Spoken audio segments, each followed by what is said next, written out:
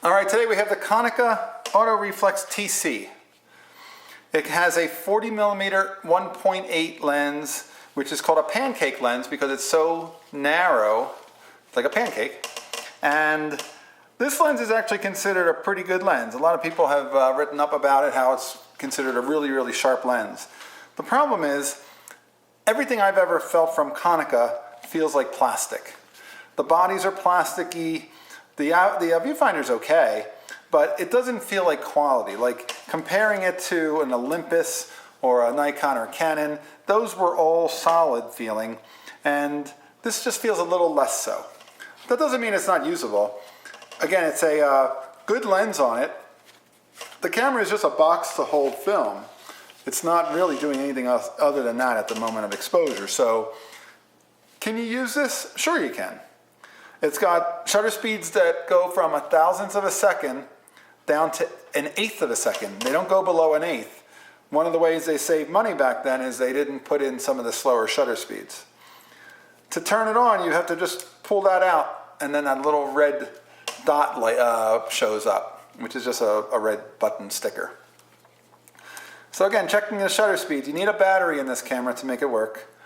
1,000th of a second, 15th of a second, 1/8 of a second. You can hear the difference. 60th, 1,000. So certainly the shutters are working. It's all mechanical. You have to set the aperture, and there's a meter inside the viewfinder that'll help you set the exposure. It's got a PC terminal if you want to use a studio flash. Can't imagine doing that with a camera like this. It's got leather wrapping the body, which tends to shrink. So a lot of times you'll see the leather doesn't quite fit because it's shrunk over time.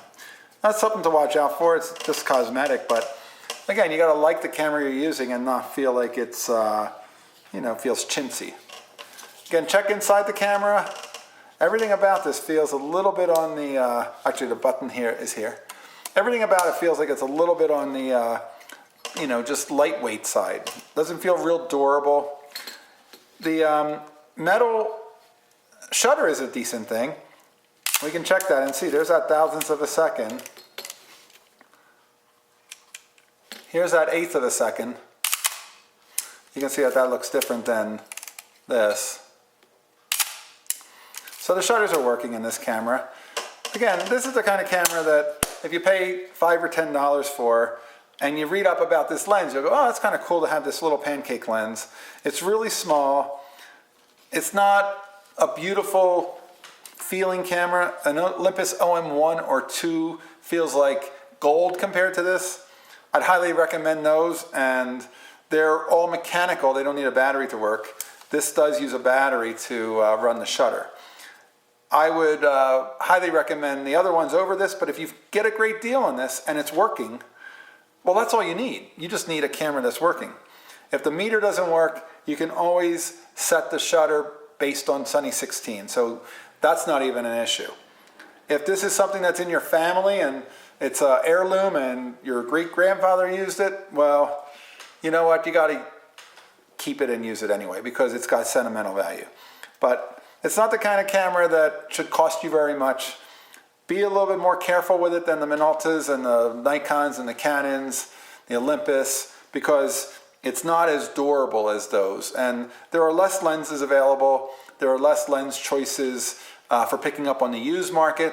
Although if you do find any, they're really cheap because very few people now want KONICA. Not the worst thing in the world. If that's all you can afford, certainly this camera with this lens, at least it's a really good lens in front of your film. Get some great film and go make pictures and don't worry about your equipment. All right, that's the KONICA AUTOREFLEX TC. And when you're done, hit the off button, which shuts off the battery and closes up the little advance lever. All right, that's the KONICA. I'll have more cameras for you coming up.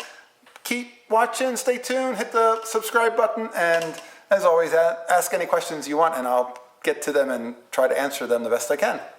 Thanks again for watching.